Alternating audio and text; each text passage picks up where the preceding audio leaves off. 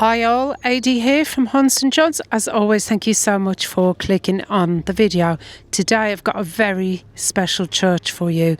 I'm in deepest, darkest Essex and I'm at a church called Greensted, which is reputed to be the oldest wooden church in the world. So let's go and have a look. Beautiful St Andrew's Church is just outside Ongar in rural Essex, and I really feel like I'm visiting a place that feels like I'm stepping through a crack in time. It is widely believed to be the oldest wooden church in the world, and some people even argue it's the oldest surviving wooden building in all of Europe. And standing here now, you can kind of believe it. So I'm just popping on these shoe covers to protect the inside. This place doesn't feel polished or grand the way that a cathedral or big church would. It just feels ancient, quiet, and if I'm honest, slightly mysterious, like it's somehow survived by keeping a low profile for the last 1,000 years. The really remarkable part is this beautiful nave, the central body of the church, which is made from huge upright oak tree trunks. No timber beams, actual split oak trunks which stand vertically side by side. Now some of these original timbers date back to around 1060, although earlier studies once suggested that parts of this church could even date to around 845 AD. So either way, we're looking at wood that was already old before William the Conqueror arrived in England. So let's just think about that for a second. When these walls were first built, England was still Anglo-Saxon. Harold Godwinson hadn't fought at the Battle of Hastings yet. The Tower of London didn't exist, and most castles in England wouldn't have existed then either. But somehow this little church in Essex is still standing. Now, admittedly, not every part of the building is Saxon, because over the centuries bits have been added, rebuilt, restored, patched up and altered. So what we're seeing today is really a mixture of Saxon, Norman, Tudor, Stuart and Victorian work all laid together. But the extraordinary thing is that the wooden core survived it all. And when we get close to the walls, you can actually see how rough and uneven the timber still is. These aren't machine cut planks, they're split oak trunks shaped with axes by hand over 1,000 years ago. And there's something very oddly moving about that, because this isn't just history behind glass. You're literally standing next to timber cut down by real people living in the early medieval world.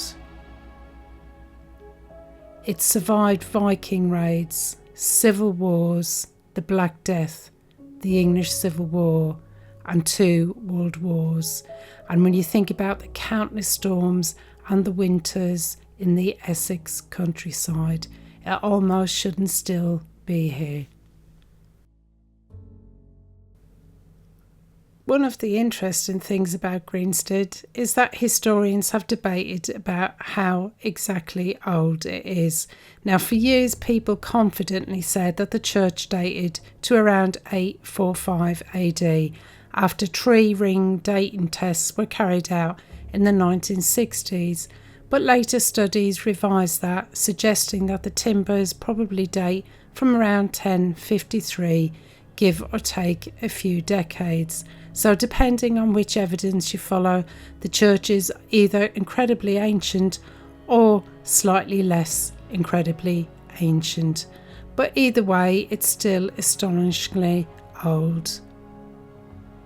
Now, archaeologists believe that there may have been earlier churches or holy buildings on this site dating back to the 6th or 7th centuries. So that would have linked to the Christian conversion of the Saxons. But that's the thing with places like this, they weren't built all at once. they evolved slowly across the centuries, and you can almost read English history in the architecture. You've got the dark wooden Saxon nave, the Norman stonework, the Tudor brick chancel, and the white weatherboard tower, which we'll go outside and see later, which was added in the Stuart period during the 1600s. It's like every generation has left its fingerprint behind. And despite all that history, Greensted Church is still an active church today, and services are still held here every week. I think the inside of this church is exactly what you'd hope for in a place this old. It's dimly lit, slightly uneven, a bit creaky, and it's got that lovely smell of ancient wood and stone. And honestly, that's probably why I like it so much. It just feels so real. There's just so many stories piled like layers on top of each other. Saxons, Normans, medieval pilgrims, and the Victorians who restored the church in the 1800s. And now there's people like me just wandering around with a camera trying to understand how this tiny little church survived for so long. There's also a strong tradition connecting this church with St Edmund.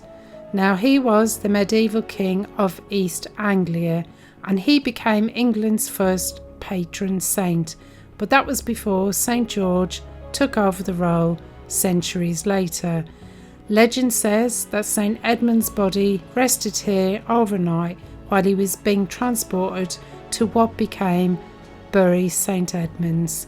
So whether every detail is true or not, it almost doesn't matter, because these old places naturally gather legends. And honestly, if any building deserves a few myths attached to it, then it's probably this one. But what I find really fascinating is just how modest the whole place is. The oldest wooden church in the world sounds like something enormous and famous, something that would be crowded with tourists and ticket barriers and gift shops. But Greensted just feels really quiet. You've got the narrow country lanes surrounding it, fields nearby, and then suddenly you have this beautiful 1,000-year-old church just sitting there almost casually, like it's no big deal. And maybe that's partly why it survived. A lot of ancient buildings disappeared because they were replaced by newer, grander versions, but Greensted stayed small, it stayed rural, and it kept just being repaired rather than demolished. But how much of the original building still survives?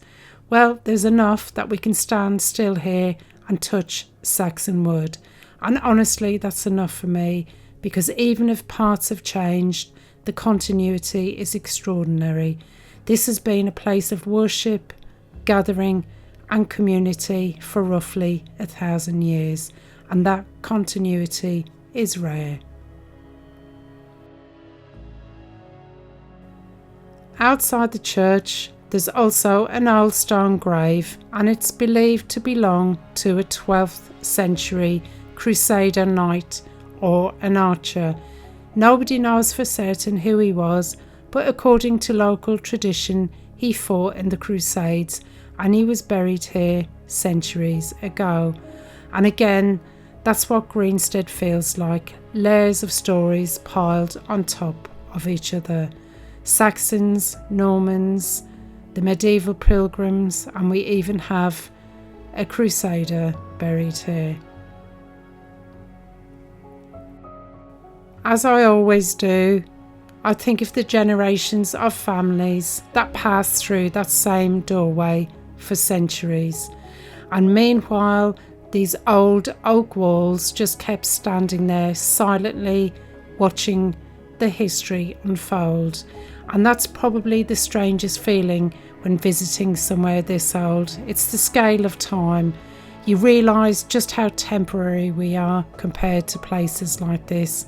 Kings came and went, entire dynasties disappeared, wars happened, empires rose and fell, and yet this little wooden church in Essex just quietly carried on. And honestly, I think that's why people, including myself, are drawn to these ancient places. It's not because they're perfect, it's just because they remind us that human beings have always tried to leave something behind. Now this, for many years, I showed you this from the inside, was thought to be a leper squint, but it was in fact a piscina. Now every axe mark we see in these timbers is proof that somebody 1,000 years ago built something they hoped would last, and it turns out that they were right. So yes, this lovely little church, it's tiny, weathered, slightly wonky, and it's possibly the oldest wooden church, definitely in Europe, maybe even in the world.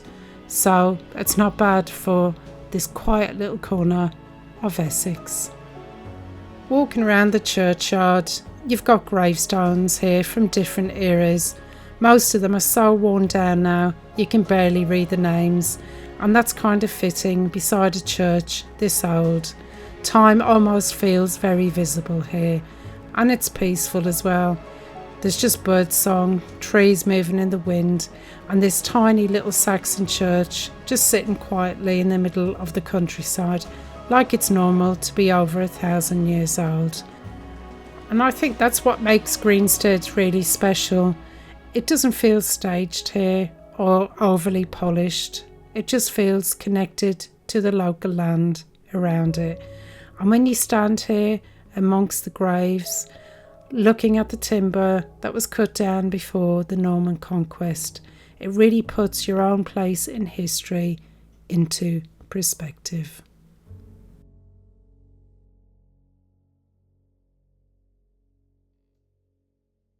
I'll wrap the video up here. Thank you so much for watching. I do hope you enjoyed it. One of the more unique places I've ever been to. Oh, excuse the noise, there's a small aircraft going overhead. If you did enjoy today's video, if you could please hit the like, subscribe, and the hype button down below. It doesn't cost you a penny, but it really helps the channel out. So thanks again for watching, and I shall see you for the next one. Bye for now.